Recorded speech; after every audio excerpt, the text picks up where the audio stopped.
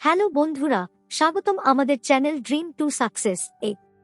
একসময় Larry ফিঙ্ক share বাজারে বড় ভুল করে শত কোটি টাকা হারিয়েছিলেন, কিন্তু তিনি হাল ছাড়েননি। সেই ব্যর্থতা থেকেই জন্ম নেয় ব্ল্যাকরক, আজকের বিশ্বের সবচেয়ে বড় বিনিয়োগ প্রতিষ্ঠান। আজ তাদের হাতে আছে বিশ্বের শীর্ষ কোম্পানির share: Microsoft, Apple, Amazon, Google, Meta, Nvidia. এমনকি তারা ক্রিপ্টোকারেন্সি ও বিটকয়েন ইটিএফ এও বিশাল বিনিয়োগ করেছে। ল্যারি ফিঙ্ক আমাদের শিখিয়েছেন, শেয়ার বাজার কোনো লটারির খেলা নয়, বরং ঝুঁকি বুঝে দীর্ঘমেয়াদী বিনিয়োগই হল সাফল্যের আসল চাবিকাঠি। যদি তোমরা আরও জানতে চাও ল্যারি ফিঙ্ক শেয়ার বাজারে কি কি করেছেন, তাহলে কমেন্টে জানাও। আমি আরও বিস্তারিত গল্প নিয়ে আসব।